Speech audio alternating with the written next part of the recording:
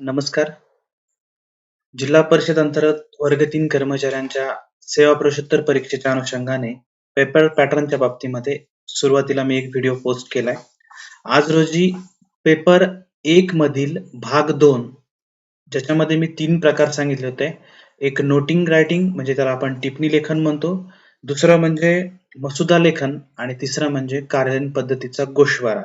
तर अशा पद्धतीवर आधारित म्हणजे प्रत्येक टॉपिकवर जनरली 10 ते 15 मार्क आपल्याला एका टॉपिकवरती मिळू शकतात. अत्यंत सोपा असलेला हा टॉपिक आहे. परंतु जर आपण पद्धतशीर लिहिलं गेलं नाही, तर मग आपल्याला त्याच्यामध्ये काहीही मार्क्स मिळणार नाहीत. जरी हा टिप्पणी लेखन विषय हा जरी वाटत असला आपल्याला, की आपण काही पण लिहू शकतो. पण जरी टिप्पणी लेखन हा विषय जनरल वाटत असला, तरी देखील त्याच्यासाठी आपल्याला सर्व नियमांचा अभ्यास असल्याशिवाय तेही लिहायला थोडंसं अडचणीचंच जातं. म्हणून हे टिप्पणी लेखन जो प्रकार आहे, मुळात आपली जी सेवा प्रवेशोत्तर परीक्षा आहे, ही सेवा प्रवेशोत्तर परीक्षा फक्त उत्तीर्ण होण्यासाठी नाहीये. सेवा प्रवेशोत्तर परीक्षा हे घेण्याचा मूळ उद्देश असा आहे, की कर्मचाऱ्याला सर्वच्या सर्व बाबी म्हणजे नोटिंग असेल, पत्रव्यवहाराचे विविध प्रकार हे सर्व माहीत असले पाहिजे. वेळ परत्वे जेव्हा तो कार्यालयाला गरज पडेल, तेव्हा सगळ्या गोष्टींच्या अनुषंगाने सक्षम असला पाहिजे. म्हणून खरं तर ही परीक्षा घेतली जाते. मग याच्यामधला हा जो नोटिंग रायटिंगच्या बाबतीमध्ये आपल्याला जे काही 10, 15 किंवा 20 मार्कापर्यंत ही प्रश्न आपल्याला विचारले जातील. मग हे उत्तर आपल्याला लिहिता आले पाहिजे. मग आता हे लिहिण्याच्या अनुषंगानं आणि तसेच कार्यालयीन कामकाजाच्या अनुषंगाने नोटिंग म्हणजे काय? तर या दोन्ही गोष्टी मी कव्हर करण्याचा प्रयत्न या व्हिडिओमधनं करणार आहे. नोटिंग रायटिंग म्हणजे काय? तर नोटिंग रायटिंग म्हणजे आपण त्याला टिप्पणी लेखन म्हणतो. मग आता टिप्पणी लेखन जे हे करायचंय तर बघा, प्रशासकीय लेखनाच्या 2 अंग आहेत. म्हणजे प्रशासकीय कामकाज जे चालतं ते 2 स्तरावरती आपण कर्मचारी म्हणून केलं जातं. एक म्हणजे टिप्पणी लेखन आणि दुसरा म्हणजे पत्रव्यवहार. एक टिप्पणी लेखन आणि 2 पत्रव्यवहार म्हणजे मग संचिकेचे पण आपल्याला सगळ्यांना माहित असेल, की संचिकेचे विभागणी पण आपल्याला म्हणजे एक बघायची आहे, की बाबा आपली फाईल आहे. म्हणजे आपली कार्यालयातली जी संचिका आहे, नसती आहे. ही नसती आपल्याला सगळ्यांना माहिती आहे, की 2 पार्टमध्ये विभागलेली असते. एक म्हणजे नोटिंग पार्ट आणि दुसरा म्हणजे करस्पॉन्डन्स लेटर किंवा आपण त्याला पत्रव्यवहार म्हणतो. मग आता ही संचिका जी आहे, याला आपण पहिले एक निर्देश पत्र असं म्हटलं म्हणजे टायटल. त्या संचिकेला असलेलं नाव, त्याचा विषय वगैरे त्याला आपण निर्देश पत्र म्हणूया. दुसरा विभाग म्हणजे टिप्पणी विभाग. त्याला आता आपण त्याचं डिटेल्स आपण याच्यामध्ये बघणार आहोत. त्याच्यानंतरचा हा एक महत्वाचा पार्ट आपण समजतो, की विभाजक. विभाजक म्हणजे टिप्पणी आणि पत्रव्यवहार हे 2 पार्ट जो पत्र डिव्हाइड करतो किंवा जी बाब डिव्हाइड करते त्याला आपण डिव्हायडर म्हणतो. तर अशा प्रकारची ही आपली संचिका असते. मग आता या संचिकेमधला टिप्पणी लेखन म्हणजे आता टिप्पणी लेखन हे कशासाठी केलं जातं आणि टिप्पणी लेखनची आवश्यकता काय? परीक्षेमध्ये कदाचित मागच्या वेळेला पत्रव्यवहाराच्या अनुषंगाने पत्रव्यवहाराची गरज काय? पत्रव्यवहाराच्या प्रकाराची आवश्यकता काय? असेही मुद्दे विचारले गेले होते. म्हणून टिप्पणी लेखन म्हणजे नेमकं एखादी टिप्पणी लिहा असाच प्रश्न विचारला जाईल असंही नाही. तर टिप्पणीच्या अनुषंगाने देखील काही प्रश्न आपल्याला परीक्षेमध्ये विचारले जाऊ शकतात. मग टिप्पणी लेखन नेमके असते कशासाठी? तर टिप्पणी लेखन कशासाठी असते? टिप्पणी लेखन हे याचं कारण आहे, एखादं प्रकरण निकाली काढणं सोयीचं जावं म्हणून. म्हणजे प्रशासकीय स्तरावरती अधिकाऱ्यांकडे संचिका जेव्हा जाणार आहेत, तेव्हा ती निकाली काढण्यासाठी सोपी जावी म्हणून नोटिंग टाकली जाते. त्याच्यानंतर दुसरी, वरिष्ठ किंवा सक्षम स्तरावर निर्णय घेणं सुलभ व्हावं. म्हणजे प्रत्येक संचिकेची किंवा विषयांची जेव्हा संचिका पुटअप केली जाईल आणि त्याच्यावरती जेव्हा नोटिंग टाकली जाईल, आपण त्याला टिप्पणी म्हणू. ती टिप्पणी टाकल्याच्या नंतर वरिष्ठांना प्रकरणामध्ये निर्णय घ्यायला सोपं जाईल म्हणून टिप्पणी लिहिली जाते. दुसरी गोष्ट, पूर्वीच्या निर्णयांचे मूल्यमापन. म्हणजे एखादं प्रकरण नवीन आलं तर लगेच त्याच्यावरती निर्णय होताना पूर्वीच्या प्रकरणाच्या अनुषंगाने देखील म्हणजे तात्काळ त्याच्यावरती निर्णय करता येतो. त्याच्यानंतर प्रकरणाबाबत निर्णय व नियमांच्या अनुषंगाने योग्य मत. म्हणजे एखादा आदेश डायरेक्ट सहीला गेला तर त्याच्यामध्ये नेमकं काय आहे, कसं आहे ह्या गोष्टी कळणार नाही. पण जेव्हा नोटिंग टाकली जाईल तेव्हा त्याच्यामध्ये नियम, निर्णय याच्या अनुषंगानं जो कार्यासनाचा लिपिक असेल तो डिटेल स्पष्ट मत मेन्शन करेल. ते कसं करेल, काय करेल आपण उदाहरणामधून बघूया, कारण त्याच्यात जास्त वेळ न जाऊ देता आपण डायरेक्ट उदाहरणामधून ते बघूया. आता टिप्पणी लिहायची आहे म्हणजे कार्यालयामध्ये जेव्हा एखाद्या पत्रव्यवहार आलं किंवा एखादं प्रकरण आलं म्हणजे प्रथम काय करायचंय तर प्रश्न किंवा विषय म्हणजे एखाद्या टेबलकडे विषय आला, त्या टेबलनं पहिले काय बघायचं आहे, तर तो विषय त्याच्या कक्षेमध्ये येतो की नाही. म्हणजे जो प्रश्न आलाय तो त्याच्या कार्यकक्षेमध्ये येतो की नाही. सपोज एखाद्याला आता एका कर्मचाऱ्यानं म्हणजे तालुका स्तरावरचं कार्यालय आहे आणि तालुका स्तरावरच्या कार्यालयावर तिथल्या एका क्लार्कनं जीपीएफचा अग्रिम मंजुरीचा प्रस्ताव दिला. मग आता जीपीएफ अग्रिम मंजुरीची पॉवरच तालुका स्तरावर कुठेही नाही, ते विभाग प्रमुखांना आहेत. आणि म्हणून मग आपण काय करतो की तो प्रस्ताव आपल्याला कुठे पाठवणं गरजेचं आहे, तो विभागाला पाठवावा लागतो किंवा डिव्हिजन लेवलवर आपण पाठवतो. मग पहिले प्रस्ताव येताच आपल्याला ते बघायचं आहे की प्रश्न आपल्या विषय कक्षेत येतो किंवा नाही. त्याच्यानंतर दुसरं, कक्षेत येत असल्यास म्हणजे ते बघायचं आहे आणि लगेच सर्व अटी शर्तींची पूर्तता होते का, होत असेल तर लगेच संचिका निर्णय असतो किंवा मंजुरीस प्रस्तावित करायचे. जर नसेल म्हणजे तो कक्षेत येत नसेल तर तो काय करायचा आहे, सक्षम प्राधिकाऱ्याकडे फॉरवर्ड करायचा. म्हणजे जसं मी सांगितलं की जीपीएफचा प्रस्ताव मग तुम्हाला डिस्ट्रिक्ट लेवलवर फॉरवर्ड करावा लागेल. त्याच्यानंतर कक्षेतील प्रकरणाबाबत पूर्वपीठिका पाहावी. म्हणजे जे प्रकरण आलंय तर त्याच्या अनुषंगाने पूर्वपीठिका म्हणजे अगोदरची संचिका बाळगावी या विषयाशी रिलेटेड असलेली. परंतु प्रत्येक वेळेला असं पाहणं आवश्यक नाही. जर आपल्याला असं वाटत असेल की नाही बघण्याची आवश्यकता नाही, आपल्याला याच्यावर तत्काळ निर्णय घ्यायचा, तसं डायरेक्टली त्याच्यावरती निर्णय घेणं गरजेचं आहे. त्याच्यानंतर दुसरं आहे की सर्व कागदपत्रांची पूर्तता होते का हे बघायचं. म्हणजे पहिले नियम पण बघायचे आणि जो प्रस्ताव आलेला आहे, जे प्रपोजल आलेलं आहे त्याच्यामध्ये सर्व नियमांची पूर्तता होते का हे पण आपल्याला बघायचं आहे. आता ही जी टिप्पणी लिहायची आहे, नोटिंग जी लिहिली जाते फाईलमध्ये, तर आता एक नोटिंग संपली. पहिली समजा एक संचिका आहे रजा मंजुरीच्या अनुषंगाने आहे किंवा एक विषय पर्टिक्युलर विषयाची संचिका, त्याच्यावर अगोदरची जी नोटिंग क्लोज झालेली आहे त्याच्यानंतर थोडी जागा सोडावी आणि त्याच्यानंतर खाली दुसरी नोटिंग लिहावी. म्हणजेच अगोदरच्या टिप्पणीनंतर थोडी जागा सोडायची.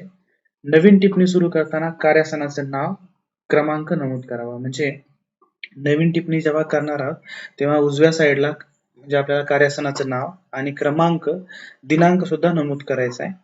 त्याच्यानंतर पत्रातील संक्षिप्त मजकूर नमूद करावा. जेव्हा नोटिंग लिहायची आहे तर त्यावेळेला पत्र जशाला तसं न लिहिता त्या नोटिंग मध्ये पत्रातील संक्षिप्त मजकूर मेन्शन करायचा आहे.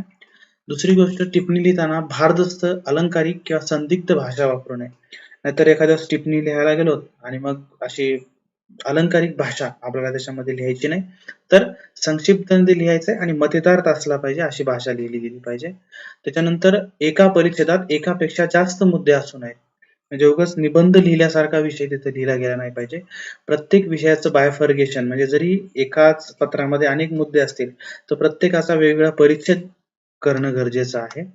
त्याच्यानंतर आकडेवारी मोठी असेल, सपोज आपल्याला एक प्रपोजल आहे आणि त्याच्यामध्ये मोठी आकडेवारी, तर ती नोटिंग मध्ये न घेता जी सांख्यिकीय आकडेवारी असेल तर ती संचिकेला करस्पॉन्डन्स मधून तिथे जोडावी.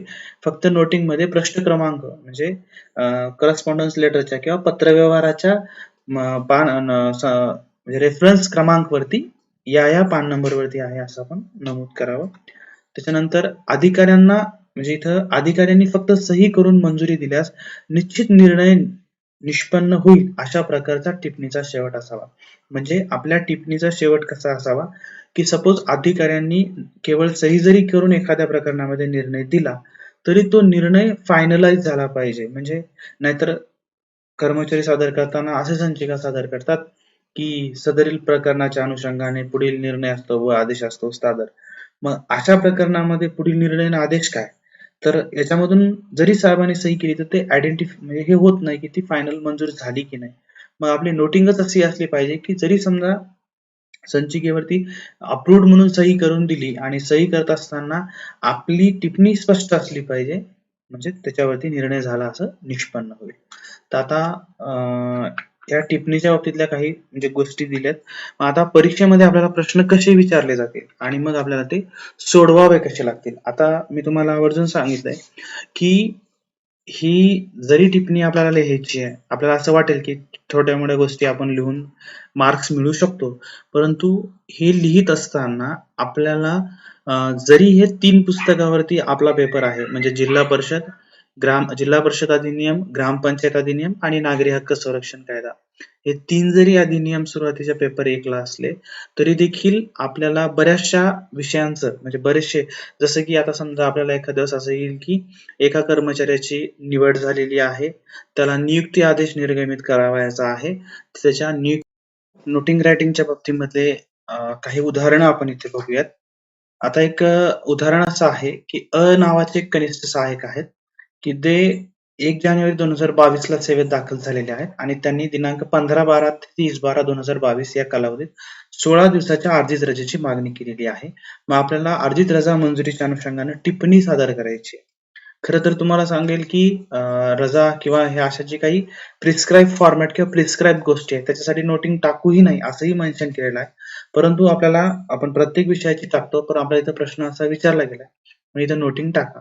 मग आता इथं नोटिंग टाकायची आपल्याला. मग सगळ्यात सुरुवातीला काय घ्यावं लागेल, तर इथं मी तुम्हाला सांगितलं की आस्थापना शाखा जे आहे म्हणजे जी काही शाखा आहे, त्या शाखेचं नाव उजव्या साईडला, त्याच्या खाली दिनांक, टिप्पणीचा क्रमांक इकडे लेफ्ट साईडला, इकडे सादर आपल्याला लिहायचंय.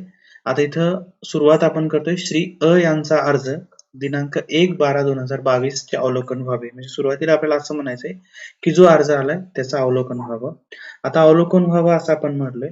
आता पॅराग्राफ दुसऱ्यामध्ये काय येईल की संदर्भीय अर्जान्वये म्हणजे जो अर्ज आहे 1/12 त्याच्यामध्ये म्हणले की संदर्भीय अर्जान्वये संबंधिताने दिनांक 15/12/2022 ते 30/12/2022 या कालावधीमध्ये 16 दिवसाच्या अर्जित रजेची खाजगी कारणास्तव म्हणजे मागणी केलेली आहे. संबंधिताची सेवा पुस्तिकेची पाहणी केली असता अर्जित रजा खाती 30 दिवस रजा शिल्लक आहे. म्हणजे आपल्याला इथं काय मेन्शन करायचं की त्याचं पहिले काय करायचंय की अर्जित रजा त्याला अनुज्ञेय ठरते की नाही हे तर आपल्याला बघायचं. म्हणजे त्याच्या सेवा पुस्तिकेमध्ये रजा आहे की नाही हे बघितलंय. म्हणजे काय बघितलंय की ह्या कालावधीतून ह्या कालावधीत रजेची मागणी केली आहे. त्याच्या रजा खाती 30 दिवस रजा शिल्लक आहे. आता त्याने म्हणजे पहिला त्याचा अर्ज अवलोकनार्थ सादर केला. दुसऱ्या याच्यामध्ये त्यानं काय मागणी केलंय हे आपण मेन्शन केलंय आणि तो कशा प्रकारे पात्र ठरतो हे पण जवळपास यातूनच आपण मेन्शन केलंय. आता तिसऱ्या याच्यामध्ये आपल्याला काय टाकायचं की कोणत्या नियमानुसार आणि कशानुसार आपण ती रजा मंजूर करू शकतो. मग महाराष्ट्र नागरी सेवा रजा नियम 1981 चे नियम 50 तसेच माननीय मुख्य कार्यकारी अधिकारी यांनी प्रदान केलेले अधिकार जे आहेत त्याच्यानुसार 120 दिवसाच्या रजा मंजुरीचे अधिकार विभाग प्रमुखांना असल्याने संबंधिताची रजा मंजूर म्हणजे इथं काय की संबंधिताची अर्जित रजा मंजूर करता येईल. मान्य असल्यास रजा मंजुरी आदेश प्रारूप मान्यतेस्तव सादर. आता बघा इथं मान्य असल्यास का म्हणायचंय कारण प्राधिकरण कोण आहे की अर्जित रजा ही म्हणजे आपण म्हणतो की रजा ही हक्क नाही बरोबर आहे. म्हणून प्राधिकरणाने जर मंजूर केली तरच ती रजा असते, अदरवाईज ती रजा होत नाही. मग साहेबांना जर त्याला अप्रुव्हल दिलं किंवा त्याला मान्यता दिली तर ती मान्यता होते. म्हणून आपण इथं हे केलंय आणि प्रारूप आदेश मान्यतेस्तव सादर म्हणून इथे लिहिलाय. आता इथं काय करायचंय तर लिपिकाने स्वतःची स्वाक्षरी करायची आहे, नाव टाकायचंय खाली आणि दिनांक लिहायचा आहे. त्याचप्रमाणे मग पुढे ती संचिका कोणाकोणाकडे जाईल म्हणजे माननीय कनिष्ठ प्रशासन अधिकारी असतील, खाते प्रमुख असतील तर ज्यांच्याकडे जाणार तो क्रम सुद्धा तिथे मेन्शन करणं गरजेचं आहे. तर अशा प्रकारची एक छोटीशी नोटिंग म्हणजे आपल्याला इथं लिहिताना एक म्हणजे उदाहरण सांगितलंय. आता दुसरं असंच उदाहरण आहे, सेम उदाहरण आहे. आता सेम उदाहरणामध्ये काय आहे की एक महिला कर्मचारी आहेत त्यांनी प्रसूती रजेची मागणी केलेली आहे. मग आता ही रजा आपल्याला पुटअप करायची. आता मग सगळ्यात पहिले काय करावं लागेल तर सगळ्यात पहिले आपल्याला एक पॅराग्राफ म्हणजे तुम्हाला सांगितलं की परिच्छेद वेगवेगळे करणं गरजेचे आहे. सर्वात प्रथम आपल्याला काय घेणं गरजेचं आहे तर म्हणजे वर तर आपलं आस्थापना शाखा असेल, दिनांक असेल, इकडल्या साईडला टिप्पणीचा जो क्रमांक असेल तो टाकणं गरजेचं आहे. इथं सादर म्हणणं गरजेचं आहे आणि इथं आता लिहायचंय पहिले काय लिहायचंय संबंधिताचा अर्ज म्हणजे जो प्रश्न ज्यानं निर्माण झालाय, ज्या बाबीमुळे तो प्रश्न निर्माण झालाय ती बाब तिथे मेन्शन करायची. म्हणजे श्रीमती ब यांचा अर्ज जी काही दिनांक असेल ते अवलोकन व्हावे असं आपल्याला म्हणायचंय. आणि त्याच्यानंतर जी दुसरी पॅराग्राफ करायची आता दुसरा पॅराग्राफ आपण असं करतोय की संदर्भीय अर्जान्वये संबंधिताने दिनांक ह्या तारखेपासून ते ह्या तारखेपर्यंत इतक्या दिवसाची म्हणजे 180 दिवसाची प्रसूती रजेची मागणी केलेली आहे. आता दुसऱ्या पॅराग्राफ मध्ये परिच्छेद मध्ये आपण त्यांनी मागणी केलेल्या रजेचं किंवा त्यांच्या अर्जाचं विश्लेषण केलेलं आहे. आता तिसरा अर्ज काय आहे म्हणजे तिसरी पॅराग्राफ आपल्याला काय घ्यायचं आहे तिसरा परिच्छेद उपरोक्त प्रमाणे म्हणजे पूर्तता. आता त्यांनी जी मागणी केलेले अर्ज आहे तर त्या अर्जाच्या अनुषंगाने ज्या ज्या काही अटी आणि शर्ती आहेत GR च्या त्या सगळ्यांची पूर्तता होत आहे. आता इथे मी शॉर्ट मध्ये लिहिलंय. तर सर्व गोष्टींची पूर्तता होत असून महाराष्ट्र नागरिक सेवा रजा नियम 1981 चे नियम 74 नुसार, म्हणजे आता प्रसूती रजा कुठे आहे तर 74 नुसार, तसेच माननीय मुका यांनी जे काही आदेशित केलेलं आहे त्या आदेशानुसार प्राधिकृत केलेलं आहे, म्हणून त्यांची ही रजा मंजूर करणे योग्य राहील. आता ही मंजूर करणे योग्य राहील इथं डायरेक्टली म्हटलेलं नाही, कारण हे मंजुरीचे अधिकार आपल्या प्राधिकरणाकडे नाही आहेत. हे आता CO साहेबांकडे जातील किंवा वरिष्ठांकडे जाणार आहेत. म्हणून आपल्याला काय करायचंय, आणि वरिष्ठांकडे जात असताना देखील एका विशिष्ट कार्यालयाकडून ते जायला पाहिजे. म्हणून सामान्य प्रशासन विभागामार्फत माननीय मुख्य कार्यकारी अधिकारी यांच्याकडे मान्यतेस्तव सादर असं इथं लिहिलेलं आहे. म्हणजे पहिली जी नोटिंग होती ती डायरेक्टली आपल्या स्तरावर मंजूर केली होती, परंतु इथून जेव्हा आता हे दुसरा अर्ज आहे, आपल्या अधिकारातली बाब नाही, म्हणून आपल्याला हे कुठे पाठवावं लागेल, दुसऱ्या डिपार्टमेंटला फॉरवर्ड करावं लागेल. आता इथं लिहिताना पुन्हा लिपिकाची स्वाक्षरी, नाव, दिनांक तिथं मेन्शन करणं गरजेचं आहे. इथं कनिष्ठ प्रशासन अधिकारी, दुसरं खाते प्रमुख, आणि तिसरं सामान्य प्रशासन विभाग, आणि चौथं इथं माननीय मुख्य कार्यकारी अधिकारी आपण घेतलेला आहे. तर म्हणजे पहिल्या याच्यामध्ये आपण बघितलं की डायरेक्टली अप्रुव्हल केलं गेलं, पण दुसऱ्या याच्यामध्ये आपल्याला करताना डायरेक्टली इथं अप्रुव्हल करता येणार नाही. तर आपल्याला काय करावं लागणार आहे, ते थ्रू JD किंवा GD मार्फत आपल्याला मुख्य कार्यकारी अधिकाऱ्याकडे पाठवावं लागेल. मग अशा प्रकारचं जर उत्तर आपण लिहिलं तर आपल्याला मार्क मिळतात. म्हणजे जरी नोटिंग रायटिंग आपल्याला असं वाटलं की आपण फक्त विषय टाकू आणि काहीतरी लिहू असं म्हणून चालणार नाही. आपल्याला त्याच्यातला जरी हा पेपर जिल्हा परिषद, ग्रामपंचायत आणि याच्याशी ऍक्टशी रिलेटेड असला तरी पण आपल्याला कामकाजामध्ये असलेल्या सगळ्या गोष्टींची माहिती थोडक्यात माहिती असणं गरजेचं आहे. ओके. आणखीन एक उदाहरण असं आहे, एक क नावाचे कनिष्ठ सहाय्यक दिनांक 1 मार्च 2022 रोजी त्यांना सेवेतून निलंबित करण्यात आलं होतं. दिनांक 30/5/2022 रोजी त्यांना सेवेत पुनर्स्थापित करण्यात आलंय. म्हणजे 1 मार्चला निलंबित केलं आणि 30 मेला त्यांना सेवेत घेतलं, सेवेत पुनर्स्थापित केलं, व सद्यस्थितीत त्यांची विभागीय चौकशी सुरू आहे. म्हणजे त्यांना काय केलं, सेवेत घेतलं, परंतु आज रोजी त्यांच्यावर विभागीय चौकशी सुरू आहे. संबंधिताची वेतनवाढ दिनांक हा 1 जानेवारी आहे. म्हणजे त्याला दरवर्षी 1 जानेवारीला त्यांना वेतनवाढ दिली जाते.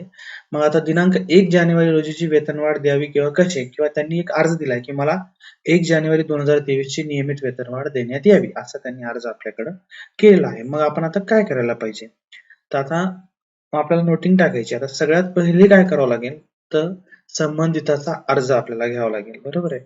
मग आता इथं पहिले बघा, इथं उजव्या साईडला आपण सर्वात आपली म्हणजे शाखेचं नाव, त्याच्यानंतर दिनांक मेन्शन केलाय मी, त्याच्यानंतर इकडल्या साईडला लेफ्ट साईडला टिप्पणीचा क्रमांक, म्हणजे पहिली टिप्पणी जी संपली तिचा जो क्रमांक होता त्याच्यानंतरचा नेक्स्ट जो क्रमांक असेल तो आपल्याला इथे टाकायचा आहे.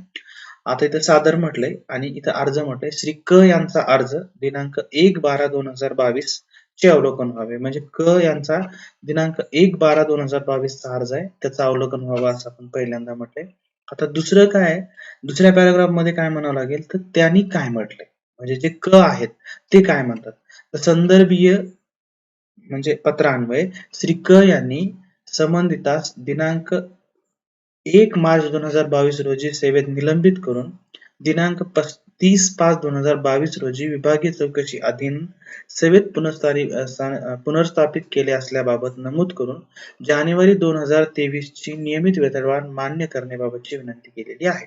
आता खरं तर जानेवारी आणखीन येणंच बाकी, पण आपण संचिका अगोदरच पुटअप करतो सपोज. मग आता इथं काय लिहिलंय, आता त्यांची मागणी झाली, आता ठीक आहे त्यांनी डिमांड केली हे खरं आहे, पण आता आपल्याला त्याच्यासाठी काय करावं लागेल, की ती जी वेतनवाढ आहे ती आपल्याला कशी द्यावी लागते. मग इथं लिहावं लागेल, महाराष्ट्र नागरिक सेवा वेतन नियम 1981 व शासन निर्णय दिनांक 8/9/2016. आता मी तुम्हाला आवर्जून सांगेल की मी एवढं डिटेल्स लिहिलं की 8/9/2016, पण जर सपोज तुम्हाला ऐन वेळेला वेतनवाढीचा हा जो GR आहे हा जर माहित नसेल तर तुम्ही वेतन नियम 1981 लिहिला तरी देखील जे तपासणारे असतील ते थोडेसे पॉझिटिव्हली आपल्याला याच्यावरती निर्णय देतात, म्हणजे आपल्याला मार्क्स देतात. मग इथे महाराष्ट्र नागरिक सेवा वेतन नियम 1981 व शासन निर्णय 8/9/2016 नुसार पुनर्स्थापनेनंतर येणाऱ्या वेतनवाढ दिनांकास, म्हणजे त्याच्यामध्ये काय सांगितले शासन निर्णयामध्ये, की स्थापनेनंतर येणाऱ्या दिनांकास 6 महिने अथवा अधिक सलग सेवा झालेल्या कर्मचाऱ्यास निलंबनाच्या लगतच्या दिवशी ज्या दराने वेतन घेत होता त्यावर वेतनवाढ अनुज्ञेय आहे. म्हणजे इथं काय सांगितलं की जरी एखाद्या कर्मचारी त्याची विभागीय चौकशी सुरू आहे तरी देखील त्याला विभागीय चौकशीचा निर्णय लागेपर्यंत पुनर्स्थापनेनंतर जर त्याची 6 महिने जर सलग सेवा होत असेल आणि जर त्याची वेतनवाढ दिनांक 6 महिन्यापर्यंत येत असेल तर अशा कर्मचाऱ्याला वेतनवाढ अनुज्ञेय आहे. म्हणजे आपल्या सगळ्यांना कदाचित माहित आहे की नाही माहित नाही की बऱ्याच जणांना की म्हणजे मी जेव्हा ट्रेनिंग मध्ये प्रश्न विचारतो तेव्हा बऱ्याच जणांना विचारतो की निलंबित कर्मचारी आहे, विभागीय चौकशी सुरू आहे, मग वेतनवाढ द्यायची की नाही? तर वेतनवाढ देता येते. म्हणून आता पहिल्या पॅराग्राफ मध्ये आपण म्हटले की त्यांनी काय मागितले की मला ह्या तारखेला निलंबित केलं होतं, या तारखेला सेवेत घेतलंय, बरोबर आहे. मग आता दुसऱ्या पॅराग्राफ मध्ये काय लिहिले की शासन निर्णय काय सांगतो तो मेन्शन केलाय. आणि आता तिसऱ्या पॅराग्राफ मध्ये काय लिहायचंय की उपरोक्त तरतुदीनुसार संबंधिताची पुनर्स्थापनेनंतर येणारा वेतनवाढ म्हणजे दिनांक 1 जानेवारी 2023 त्यांना आता 1 जानेवारी 2023 रोजी 6 महिन्यापेक्षा अधिक सलग सेवा होत आहे. कारण ते बघा 30 मेला सेवेत दाखल झालेत. मग आता त्यांचे 6 महिन्यापेक्षा जास्त सलग सेवा होत आहे. त्यामुळे संबंधितास निलंबनाच्या लगतच्या दिवशी म्हणजे सस्पेंडला त्यांचं जे काही वेतन होतं त्यावर आधारित वेतनवाढ त्यांना म्हणजे आपल्याला देता येईल. म्हणून संबंधितास जानेवारीची वेतनवाढ मान्य करता येईल. मान्यतास्तव सादर. म्हणजे इथं संबंधिताने जो अर्ज दिलाय तर त्याच्या अनुषंगाने स्पष्ट लिहिलंय आपण की जानेवारीची वेतनवाढ मान्य करता येईल असं लिहायचंय. इकडे लिपिकाची स्वाक्षरी, खाली दिनांक टाकायचा आहे, जो कोणी अथॉरिटी आहे त्याच्याकडे जाईल तिथे जाईल आणि खाते प्रमुख किंवा जे कार्यालय प्रमुख आहेत त्यांच्या सँक्शनला ती वेतनवाढ मंजूर होईल. तर अशा प्रकारची आपल्याला नोटिंग याच्यामध्ये लिहिणं गरजेचं आहे. आणि नोटिंग लिहिल्याच्या नंतर आपल्याला म्हणजे योग्यरित्या मार्क्स मिळू शकतात. म्हणजे पहिली गोष्ट म्हणजे नोटिंग लिहिताना आपल्याला काय बघायचंय की म्हणजे नोटिंगची उत्पत्ती करत असताना नोटिंगची उत्पत्ती कशामुळे होते. आता कशामुळे होते म्हणजे पहिला इथं आपण बघितलं की त्यानं अर्ज दिलाय एका कर्मचाऱ्याने की मला वेतनवाढ द्या जानेवारीची, बरोबर आहे. मग आपल्याला GR काय सांगतात म्हणजे पहिले त्यांनी दिलेला अर्ज देत असताना त्यांनी अर्जामध्ये काय गोष्टींची डिमांड केली आहे ते दुसऱ्या पॅराग्राफ मध्ये टाकलं आणि तिसऱ्या पॅराग्राफ मध्ये आपण काय मेन्शन केलं की ह्यांना म्हणजे तिसऱ्या याच्यामध्ये आपण काय टाकलं की शासन निर्णय काय सांगतो आणि शासन निर्णयाच्या अनुषंगाने संबंधित हे याला पात्र ठरतात म्हणून आपण मंजूर करता येईल असं याच्यामध्ये लिहिलंय. तर अशा प्रकारची नोटिंग आपल्याला म्हणजे लिहायचे कदाचित 10 मार्काला 5 मार्कला जसं जसं प्रश्नाचं स्वरूप असेल तशा अनुषंगाने आपल्याला मार्क साठी हा प्रश्न विचारला जातो. अत्यंत सोपा प्रश्न म्हणजे सोपे प्रश्न असतात. जरी आपल्याला डिटेल्स नियम माहित नसले तरी पण ज्या काही गोष्टी असतात त्या थोडक्यात तरी लिहिता आल्या पाहिजे. सपोज एखाद्या कर्मचाऱ्याने म्हटले की मला मेडिकल रिएम्बर्समेंट म्हणजे वैद्यकीय याच्यासाठी अग्रिम मंजूर करा. आपल्याला जे काही गंभीर आजार आहेत त्याच्यावरती माहिती आहे की वैद्यकीय अग्रिम मंजूर केलं जातं. मग वैद्यकीय अग्रिम मंजूर करायचं तर मग आपल्याकडे प्रथम काय असलं पाहिजे. मग प्रथम काय असलं पाहिजे तर त्याचा अर्ज असला पाहिजे, त्याचं एस्टिमेट असलं पाहिजे म्हणजे किती रक्कम त्याला लागते हे डॉक्टरनं प्रमाणित करून दिलं पाहिजे. या सगळ्या गोष्टी आपल्याला कळलं पाहिजे की आपल्याला नेमकं काय घ्यायचंय. मग सुरुवातीला त्याचा अर्ज, मग दुसरं काय घेणार आपण तर डॉक्टरांनी काय सांगितलंय, किती पैसे लागणार आहेत, किती तारखेला ऑपरेशन करायचंय आणि त्याच्यानंतर ते 5 आजारापैकी आणि नंतर पुन्हा आता शासनाने सुधारित आजार केले त्या आजारापैकी ते बसतं का हे बघायचंय. हे बघण्यासाठी आता आजार कोण सांगणार तर आजार आरोग्य विभाग सांगणार. म्हणून आपण आरोग्य विभागाला पाठवावं लागेल. आरोग्य विभागाकडून आजार प्रमाणित झाले की आपण त्यांना ते अग्रिम मंजूर करणार आहोत. म्हणून आपल्याला ह्या स्टेप्स माहित असल्या पाहिजे. म्हणून पेपर 1 मधला भाग 2 जो आहे हा जरी आपल्याला याच्यावरती असला तरी आपल्याला इतरही कन्सेप्ट माहित असणं गरजेचं आहे टिप्पणी लेखनाच्या वेळेला, आदेशाचा मसुदा तयार करताना. म्हणून याचाही आपण बारकाईने अभ्यास करूया. नेक्स्ट टॉपिक मध्ये मी दुसरा विषय म्हणजे जो घेण्याचा म्हणजे टाकण्याचा व्हिडिओ करण्याचा प्रयत्न